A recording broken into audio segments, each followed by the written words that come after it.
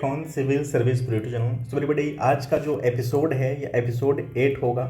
Okay, मैं उम्मीद करता हूँ कि आप सारे एपिसोड को 1 बाय 1 देख रहे होंगे और आपको यहाँ से क्या बेनिफिट हो रहा है, आप इसको भी अपनी बातों को कमेंट बॉक्स में या जो टेलीग्राम ग्रुप है आप उसमें भी अपनी बातों को शेयर कर सकते हैं, या जो भी आपकी ओपिनियन है वहाँ पर अपनी बातों को रख सकते हैं। ओके, सो वो टेलीग्राम ग्रुप आपका है, आप अपनी मर्ज़ी के हिसाब से वहाँ पर जो भी बातों को रखना चाहते हैं, अपनी कॉपी को वहाँ पे चेक कराना चाहते हैं तो आप वहाँ पे अपलोड कर सकते हैं। ठीक है, क्वेश्चंस है कि एंग्लो फ्रेंच संघर्ष के कारणों को बताते बताते हुए स्पष्ट करें कि किस प्रकार इसने भारत में ब्रिटिश एकाधिकार को सुनिश्चित किया। देखिए, ये 10 मार्क्स में क्वेश्चंस है और 250 शब्द में लिखना है। देखिए, जो 250 शब्द का पैरामीटर होता है, सो आपका जो क्वेश्चंस है वो 220 पे भी 220 पे भी ख़त्म कर सकते हैं और 270 पे भी ख़त्म कर सकते हैं और 210 में भी अपनी बातों को समाप्त कर सकते हैं। देखिए, आंसर राइटिंग करते समय कुछ 3 से 4 बातों का ध्यान देना होता है। पहला क्या होता है कि जो इंट्रो हमारा है वह बहुत ज़्यादा नहीं, ठीक है, वह 20 से 25 शब्द में कंप्लीट हो जाना चाहिए। और जो निष्कर्ष है, ठीक है, जो कंक्लूज़न है वह भी 20 से 25 शब्द में कंप्लीट हो जाना चाहिए। तो मान के चलिए कि 25 यहाँ पर एडजस्ट हुआ, 25 यहाँ पर एडजस्ट हुआ, हो गए 50, बचे कितने 200। जो बॉडी होती है, बॉडी को आप 180 शब्द में भी समाप्त कर सकते हैं, 200 में भी समाप्त कर सकते हैं, 170 150 शब्दों में भी समाप्त कर सकते हैं। आपका जो एग्जामिनर होता है वो 1 to 1 वर्ड को काउंट नहीं करते हैं, सिर्फ आपके फ्लो को देखते हैं और जो क्वेश्चंस की डिमांड है, आपने डिमांड को पूरा करना चाहा है कि नहीं करना चाहा है, या किस तरीके से आपने अपनी बातों को रखना चाहा है कॉपी में, एग्जामिनर बस इन्हीं बातों को देखता है। अगर आपने क्वेश्चंस की डिमांड को समझ लिया, क्वेश्चंस की डिमांड को कर लिया, तो बस एग्जामिनर प्रसन्न हो जाता है और आपके वर्ड को काउंट नहीं करता है, थोड़ा सा कंक्लूजन देखता है, इंट्रो देखता है और आपको नंबर दे के वो चले जाते हैं। ठीक है, तो इन बातों को आंसर राइटिंग करते समय ध्यान देना होता है, जो कि मेन है, जो कि नंबर को लेने के लिए काफ़ी एक एक्टिव की के रूप में माने जाते हैं। जब आप कहीं पे भी आंसर राइटिंग का ज्वाइन करेंगे कोर्स, या जो भी आप अपने कंफर्ट के हिसाब से कह सकते हैं, तो वहाँ पर शुरुआती दौर में आपको यही बात बताई जाती है कि आपका जो इंट्रोडक्शंस है वो प्रभावी होना चाहिए, कंक्लूज़न जो है वो प्रभावी होना चाहिए, और बॉडी में अपनी समझ को, आंसर की बातों को आप लिखते हैं जो कि प्रश्न आपसे पूछना चाहता है। ठीक है, सो इन्हीं बातों पे मेन अभी हम लोग बात कर रहे हैं और अभी मॉडर्न इंडिया का टॉपिक ये चल रहा है। तो याद रखना कि यह मॉडर्न इंडिया, आधुनिक भारत का सेगमेंट अभी हम लोग चला रहे हैं। आज एपिसोड 8 है। सो क्वेश्चंस को चलिए पढ़ते हैं और कोशिश करते हैं इसको लिखने का। सो एंग्लो फ्रेंच संघर्ष, देखिए यहाँ पर इसको आप अंडरलाइन कर लीजिए, एज ए रफली बात कर रहा हूँ। शुरुआत में आप अपनी कॉपी पे ऐसे कर सकते हैं, लेकिन मेन कॉपी में नहीं। एक प्रकार से ये प्रैक्टिस करने की बात कह रहा हूँ। जब ये प्रैक्टिस में आप आ जाओगे ना, तो बिल्कुल माइंड में आप समझ जाओगे कि मुझे क्या फॉर्मेट तैयार करना है। तो आंसर राइटिंग लिखने से पहले हमारे पास एक आता है फॉर्मेट, कि हमें क्या क्या लिखना है और हमें क्या क्या पता है। तो एंग्लो फ्रेंच जो संघर्ष है, एंग्लो फ्रेंच संघर्ष में क्या है, सो एंग्लो फ्रेंच का मतलब कि जो अंग्रेज हैं और फ्रांसीसी, ठीक है, फ्रांसीसी के बीच की बात है जो कि हमको करनी है। क्लियर। सो एंग्लो फ्रेंच जो संघर्ष है, ये दोनों लोग, ऐसा कौन सा युद्ध हुआ था जिनके बीच ये आपस में प्रतिद्वंद्विता को दिखाए थे, एक दूसरे को हारने जीतने के लिए ललायित किए थे। तो देखिए, कर्नाटक युद्ध हुआ था, याद रखना, कर्नाटक युद्ध, ठीक है, फर्स्ट हुआ, फिर सेकेंड हुआ, उसके बाद थर्ड हुआ। ठीक है, और थर्ड में क्या निर्णय हुआ कि अंग्रेजों का विजय हुआ और फ्रांसीसी हार गए। और इसी कर्नाटक तृतीय जो युद्ध हुआ, जो कर्नाटक थर्ड वार हुआ, इसी से भारत में जो फ्रांसीसी हैं उनका पतन हो गया। ठीक है, और अंग्रेज जो हैं वो डच और पुर्तगाली को हराने के बाद एक सबसे बड़ा जो प्रतिद्वंदी था फ्रांसीसी, इनको भी हराकर उन्होंने अपने भारत में अपनी झंडा को लहरा दिया। उसी के तत्काल थर्ड के ही समय में प्लासी वाला भी युद्ध हुआ था। तो प्लासी का युद्ध भी ये निर्णय कर लिया था कि भारत में अब किसकी साम्राज्य रहेगी, कौन भारत में राज्य करेगा। ठीक है, तो ये तो हो गया बैकग्राउंड की बातें जो कि हमने कर लिया। अब हम फॉर्मेट को तैयार कर लेते हैं कि हमें क्या क्या लिखना है और अपने लिमिटेशंस को भी, बातों को ध्यान लेकर चलना है। चलिए चेंज कर लेते हैं। ठीक, तो देखिए जो आंसर है उसमें हम भूमिका लिखेंगे। ठीक है, भूमिका में क्या होगा, तो भूमिका में हम ये बात करेंगे कि जो क्वेश्चंस है कि एंग्लो फ्रेंच संघर्ष के कारणों को बताते हुए स्पष्ट करें कि किस प्रकार इसने भारत में ब्रिटिश एकाधिकार को सुनिश्चित किया। ठीक है, तो भूमिका में हमको क्या लिखना है कि 1740 से लेकर के 1779 यानी कि 1740 से लेके 1769 के बीच में ब्रिटिश और फ्रांसीसी कंपनी के बीच में युद्ध हुआ। और वो युद्ध किस रूप में हुआ, कर्नाटक में 3 युद्ध लड़े गए, कर्नाटक प्रथम, कर्नाटक द्वितीय और कर्नाटक तृतीय लड़े गए, जिसमें कि अंतिम रूप से ब्रिटिश कंपनी का विजय हुआ। ये हमारा हो गया भूमिका। ठीक है, संघर्ष का कारण क्या था, संघर्ष का कारण क्या था, तो यहाँ पर व्यापारिक प्रतिस्पर्धा। देखिए एक कॉमन चीज याद रख लेना कि अंग्रेज जिनसे जिनसे लड़े हैं, फ्रांसीसी जिनसे जिनसे लड़े हैं, डच जिनसे जिनसे लड़ा है, सबसे एक कॉमन यहाँ पर कीवर्ड है कि व्यापारिक प्रतिस्पर्धा था। भाई जो भी भारत में आया था, जो भी यूरोपीय कंपनी भारत में आए थे, वो व्यापार करने के लिए ही आए थे। हालांकि उनका मंशा जो भी था, किसी का ईसाई धर्म का यहाँ पर विस्तार करना था, किसी के यहाँ के साम्राज्य को हथियाना था, किसी को यहाँ पर अपने साम्राज्यवादी नीति को विस्तार देना था। ठीक है, लेकिन व्यापारिक प्रतिस्पर्धा सबसे कॉमन कीवर्ड है। तो पहला क्या था, व्यापारिक प्रतिस्पर्धा। दूसरा क्या था कि जो डुप्ले था, डुप्ले की साम्राज्यवादी नीति यहाँ पर जो भारत में विस्तार कर रही थी, अपना पैर पसार रहा था, ये भी एक नीति था संघर्ष के कारण का, कि डुप्ले का विस्तार जो साम्राज्यवादी नीति था।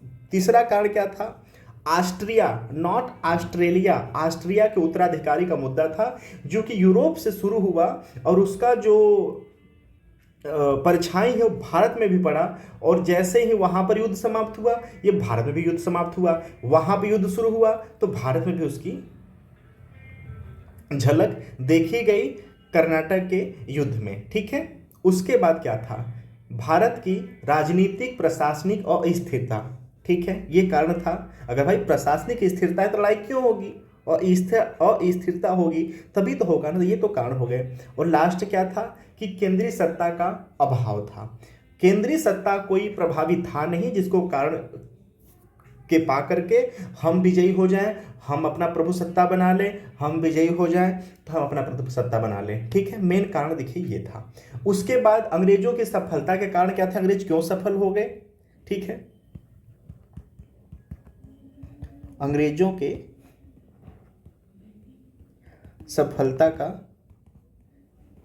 कारण क्या क्या था, तो अंग्रेजों के देखिए सफलता का, आप प्लीज नोट डाउन करते रहना कि अंग्रेजों के सफलता का सबसे बड़ा कारण क्या था कि ब्रिटिश जो कंपनी थी वो निजी व्यापारिक कंपनी थी, जबकि जो फ्रांसीसी कंपनी थी वो सरकारी कंपनी थी। अब सिंपल सी बात है कि जब निजी कंपनी है तो लोगों का निजी हित था, लोग बहुत अच्छा खासा एक्टिव रहा करते थे, काम करने में अपना संलग्नता दिखाते थे। और जो फ्रांसीसी कंपनी थी वो सरकारी थी, उनको फर्क नहीं पड़ता कंपनी डूब रही है, मुनाफे में है नहीं है, कोई फर्क नहीं पड़ता। क्यों, उनको महीने की सैलरी आ रही है। ठीक है, नेक्स्ट क्या था, फ्रांसीसी कंपनी जो है वो आर्थिक रूप से कमजोर थी, क्योंकि उतना वहाँ का जो सरकार थे, जो राजा था, साम्राज्य था, उतना ध्यान नहीं देता था। लेकिन जो ब्रिटिश ईस्ट इंडिया कंपनी थी, यहाँ पर क्या था कि निजी हित था, ठीक है। निजी हित के साथ साथ आर्थिक रूप से मजबूत है, क्योंकि व्यापारिक वर्ग था ना, ईस्ट इंडिया कंपनी व्यापारिक एक एक कम्युनिटी थी। ठीक है। उसके बाद जो क्लाइव था, ठीक है, और आईकोट जैसे योग्य सेना नायक जो थे, वो ब्रिटिश ईस्ट इंडिया कंपनी के पदाधिकारी थे, जो कि अपनी सद्बुद्धि और दूरदर्शिता का प्रभाव दिखाते हुए फ्रांसीसियों को मात दिया। ठीक है। और कंपनी को अंग्रेजी सरकार सहयोग प्राप्त करती थी, जबकि ऐसा अभाव था फ्रांसीसी के मामले में। तो ये हमारा हो गया अंग्रेजों की सफलता का कारण। अब हम आगे लास्ट निष्कर्ष। ठीक है। निष्कर्ष में क्या लिखेंगे? इसका जो परिणाम था, कर्नाटक युद्ध में ब्रिटिश कंपनी की सफलता मिली, वह व्यापारिक जो एकाधिकार था वो सुनिश्चित हुआ, और यही इसी युद्ध से जो फ्रांसीसियों का भारत में पतन हो गया। बस इतनी बातों को लिखना है और हमारा जो क्वेश्चंस है वो डिमांड पूरा हो जाएगा। चलिए अब इस बातों को लिख लेते हैं बहुत जल्दी से, वीडियो बहुत लंबा नहीं खींचेंगे। ठीक है, क्लियर। हमने एक बैकग्राउंड की बातें कर लिया, बैकग्राउंड की हमने बातें कर ली। ठीक है।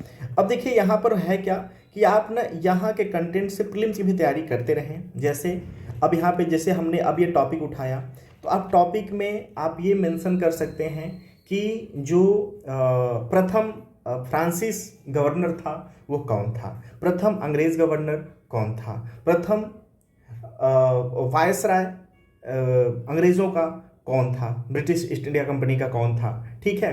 तो इस हिसाब सबसे कुशल होनहार वायसराय फ्रांसीसियों का कौन था। ठीक है। अभी तक तो रिकॉर्ड के हिसाब से लाली को सबसे गंदा वायसराय माना जाता है, क्योंकि उसी के कार्यकाल में उसकी अदूरदर्शिता के कारण ना फ्रांसीसियों का भारत में पतन भी माना जाता है। ठीक है। तो ये सब भी लिंक है, तो जब आप सेगमेंट को पढ़ेंगे ना तो पूरी बातें क्लियर हो जाएंगी। हालांकि हम आंसर राइटिंग पे आप बात करते हैं, हमने पूरा विस्तारवादी बैकग्राउंड मैंने बातें बता दिया। अब चलिए लिखते कैसे हैं ये भी बात कर लेते हैं। तो चलिए अब आंसर की शुरुआत कैसे करेंगे। तो एक प्रभावी आंसर लिखने के लिए शुरुआत कैसे करेंगे। देखिए यहाँ पर हो गया हमारा इंट्रो। ठीक है। तो एक प्रभावी आंसर शुरुआत कैसे करेंगे। देखिए भारत में जो यूरोपीय कंपनी है अपना वास्तविक पैर पसारना कब शुरू की हैं, जब मुगल साम्राज्य के एक होनहार उत्तराधिकारी का पतन होता है।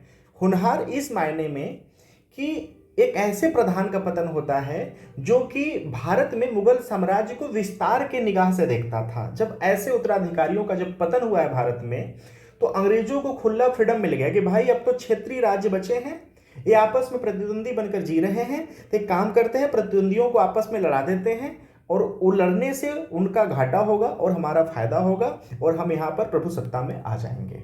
ठीक है।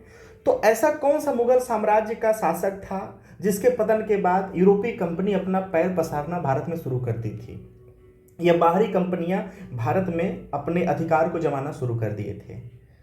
तो याद रखना, औरंगजेब की मृत्यु के बाद भारत में जो क्षेत्रीय साम्राज्य थे, क्षेत्रीय राज्य थे, वो आपस में लड़ना शुरू कर दिए, रियासतें लड़ना शुरू कर दी, जिसका कि कंपनी ने भरपूर फायदा उठाया।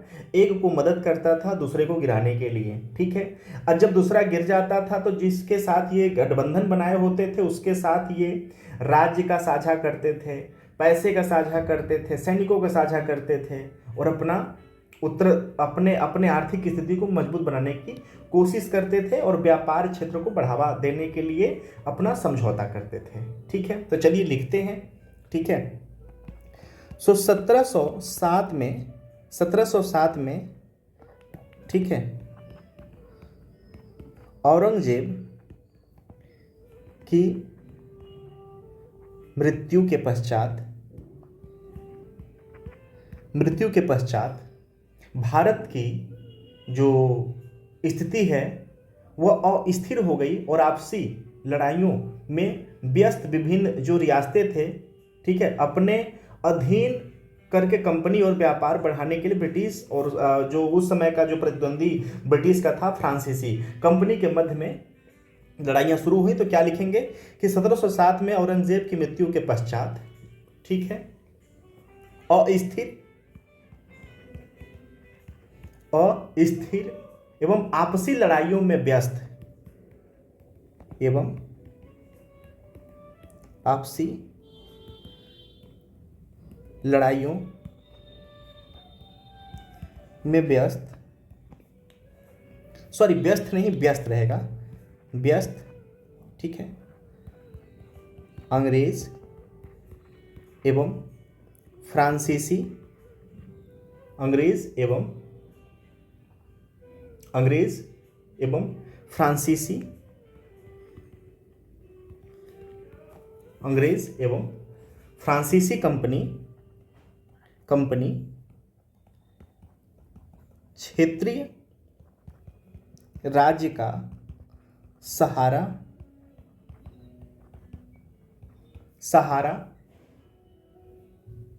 लेकर के, ठीक है, 1740 से 1763 के मध्य कर्नाटक के 3 निर्णायक युद्ध लड़े गए, जिसमें कि आंग्ल फ्रांसीसी के संघर्ष के नाम से जाना जाता है, लेकर के, ठीक है। आप 1740 से 1763 तक कर्नाटक में 3 युद्ध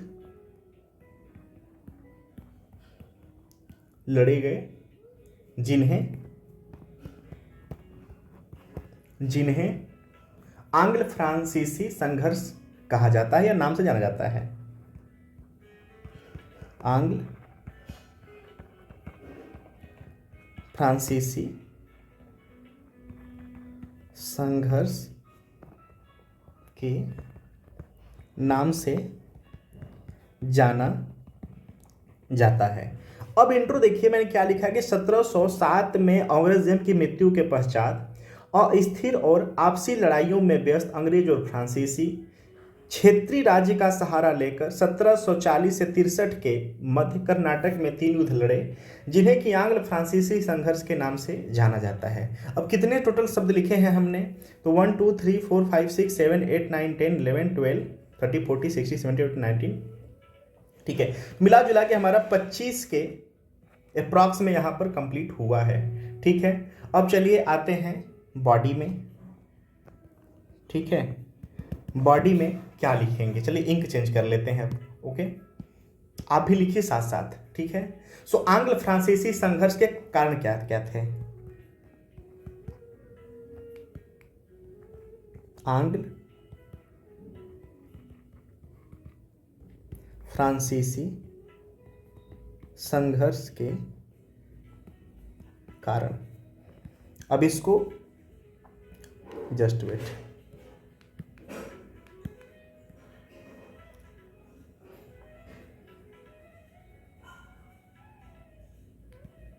इसको हम क्या करेंगे, अंडरलाइन कर लेंगे या घेरा में बिल्कुल पैक कर देंगे ताकि देखने में अच्छा लगे, ठीक है। अब अपनी बातों को पूरा का पूरा स्ट्रेंजा लेकर नहीं चलेंगे, पॉइंट टू पॉइंट लिखेंगे, ठीक है, पॉइंट टू पॉइंट बातों को लिखेंगे।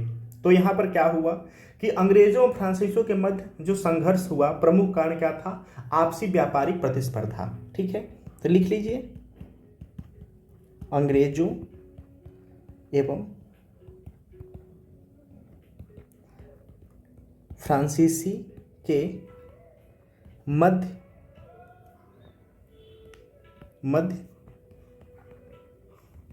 संघर्ष का कारण व्यापारिक प्रतिस्पर्धा, क्या था, व्यापारिक प्रतिस्पर्धा था। एक पॉइंट हो गया। नेक्स्ट पॉइंट क्या लिखेंगे कि डुप्ले की जो साम्राज्यवादी महत्वाकांक्षा था कर्नाटक युद्ध का प्रमुख कारण था, ठीक है। डुप्ले का साम्राज्यवादी, ठीक है, महत्वाकांक्षा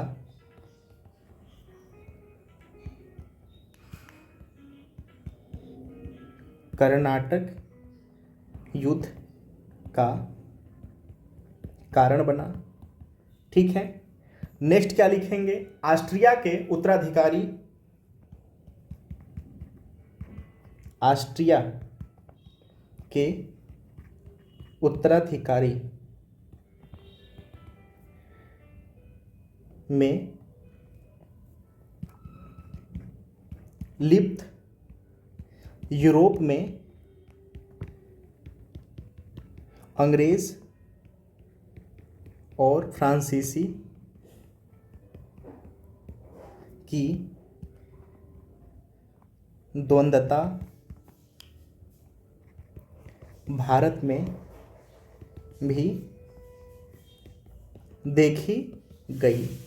नेक्स्ट लाइन क्या लिखेंगे, ठीक, नेक्स्ट क्या लिखेंगे कि मजबूत केंद्रीय सत्ता का अभाव युद्ध का कारण बना। मजबूत केंद्रीय सत्ता का अभाव युद्ध का कारण बना। क्लियर, यहां तक बात हो गया। ठीक, अब क्या लिखेंगे, अब लिखेंगे अंग्रेजों के सफलता का कारण। लिखिए, अंग्रेजों के, चलिए यहां पर एक चीज मैं मेंशन करना चाह रहा हूं, आप इसको कर भी सकते हैं नहीं भी कर सकते हैं, कि यहां पर आप फर्स्ट कर्नाटक युद्ध का समय लिख सकते हैं, तो 1740 से 1748 के बीच में हुआ। ठीक है, और यूरोप में एक सलाह जो सापेल की संधि हुई थी ना, उससे भारत में फ्रांसीसी और जो अंग्रेज थे इनकी लड़ाई समाप्त हुआ। तो पहला ये हो गया। सेकेंड, कर्नाटक जो युद्ध था वह कब लड़ा गया, तो 1751 से 1755 के बीच में लड़ा गया। ठीक है, इसमें फ्रांसीसी विजय हुए थे। और जो थर्ड है कर्नाटक युद्ध, इसका समय क्या था, तो 1758 से 1763 के बीच में हुआ था। इसमें क्या हुआ कि अंग्रेजों का विजय हुआ था। ठीक है, और किसकी अदूरदर्शिता के कारण यह युद्ध हारा गया या लड़ा गया, तो लाली, याद रखना, लाली फ्रांसीसी गवर्नर था जिसके अदूरदर्शिता के कारण इसको लड़ा गया, और अंग्रेजों के साथ क्लाइव था जिसके दूरदर्शिता के कारण ये इन्होंने विजय प्राप्त किया। ये मैंने आपको एक रफली बात बताई है कि आप इसको भी मेंशन कर सकते हैं अगर चाहते हैं तो। ठीक है, चाहते हैं तो इसको भी मेंशन कर सकते हैं। चलिए अब यहाँ पे हेडिंग डालते हैं, अंग्रेजों के विजय का कारण। क्लियर, अंग्रेजों के विजय का कारण। पॉइंट वाइज पॉइंट लिखेंगे कि अंग्रेजी कंपनी एक निजी व्यापारी कंपनी थी। अंग्रेजी कंपनी एक निजी व्यापारिक कंपनी थी। ठीक है, जिससे या अतः निजी हित के कारण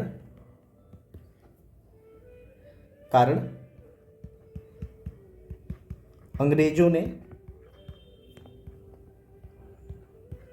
फुर्ती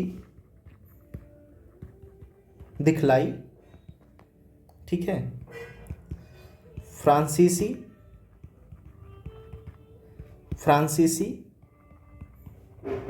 सरकारी कंपनी थी। यही कारण है कि फ्रांसीसी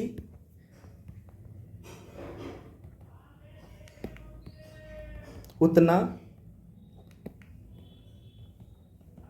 फुर्ती नहीं दिखला पाए।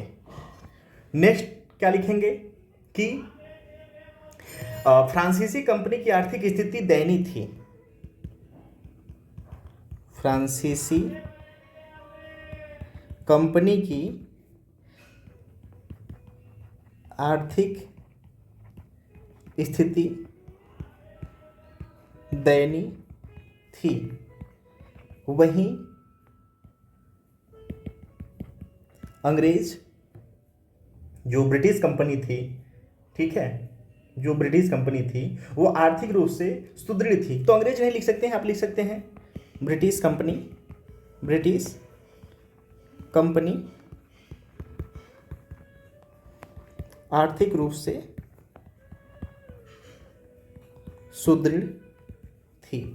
चलिए नेक्स्ट पॉइंट क्या लिखेंगे कि भारत में योग्य फ्रांसीसी सेनापतियों का अभाव था। भाई लाली सबसे अयोग्य सेनापति माना गया, अयोग्य सेनापति माना गया था, जो कि कारण था कि इसका चारों तरफा इसको घेराव करके मारा गया। मारने का इन द सेंस कि गोली नहीं मारा गया, मतलब इसको पछाड़ा गया, इसको युद्ध में हराया गया क्योंकि इसकी अयोग्यता सामने खुलकर आई थी लाली की, जिसका लाली डी कुन्हा करके पूरा नाम था। तो ठीक है, तो ये भी याद रखना कि भारत में योग्य फ्रांसीसी सेनापतियों का अभाव था। भारत में योग्य सेनापतियों का अभाव था। क्लियर, इतना लिख दिए, ठीक है। उसके बाद क्या लिखेंगे कि अंग्रेजों की सुदृढ़ सैनिक शक्ति विजय का कारण बना। ठीक है, अंग्रेजों का सुदृढ़ नौसैनिक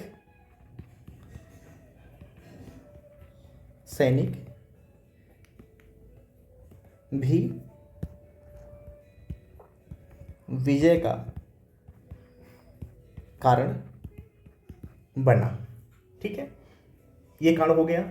और क्या लिख सकते हैं कि फ्रांस की कंपनी को फ्रांसीसी सरकार का सहयोग प्राप्त नहीं था, जबकि अंग्रेजी सरकार भारत की कंपनी के कार्यों का पूरा सूची लेती थी, सहयोग भी देती थी। ठीक है, ये भी लाइन लिख करके जो निष्कर्ष है, ठीक है, निष्कर्ष को एंड कैसे करेंगे कि उपयुक्त जो सहायक परिस्थितियां थीं, ठीक है, कर्नाटक युद्ध में ब्रिटिश कंपनी की सफलता मिली, इसके व्यापारिक जो एकाधिकार था सुनिश्चित करते हुए ब्रिटिश साम्राज्य का विस्तार हुआ। ठीक है, तो उपयुक्त कारणों से अंग्रेजों का विजय हुआ और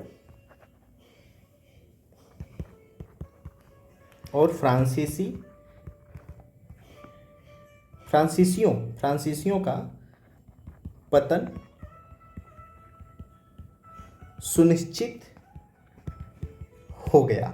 बस इतना करके मैटर खत्म कर दीजिए। ठीक है, सो एवरीबॉडी, आपको यह एनालिसिस या आंसर राइटिंग कैसा लगा? ऐसा नहीं कि मैं बहुत परफेक्ट लिखा हूँ, मैंने अपने प्रयास को आपको दिखाया है। आप भी अपने हिसाब से, अपने फॉर्मेट से आंसर को लिख करके, जो टेलीग्राम ग्रुप है डिस्क्रिप्शन बॉक्स में लिंक दिया हुआ है, आप उसको ज्वाइन करिए और अपने कॉपी को वहाँ पर पोस्ट करिए। टीम है, देखेगी, बताएगी कि यहाँ पर अच्छा है या कुछ कमियाँ हैं तो उसको कैसे पूरा किया जाए। आप इस लिखे हुए आंसर को आप जरूर पढ़ना। पढ़ने के बाद आप ये फील करना कि जो हमारा क्वेश्चंस है, क्या क्वेश्चंस के डिमांड को लिखी हुई बातें फुलफिल कर पा रही हैं या नहीं। सो अपनी भी बातों को आप जरूर रखना। अगर यह जो free initiative guidance program UPSC CSC mains का चल रहा है, अगर आपको रोचक लगता है तो जरूर जड़िए, अदरवाइज एज यू विश आप इसको स्किप भी कर सकते हैं। So thank you so much. चलिए फिर मिलते हैं अगले सेगमेंट में, तब तक के लिए धन्यवाद। आप अच्छे से अपने प्रिपरेशंस को प्लीज़ बूस्ट करते रहिए। Thank you so much.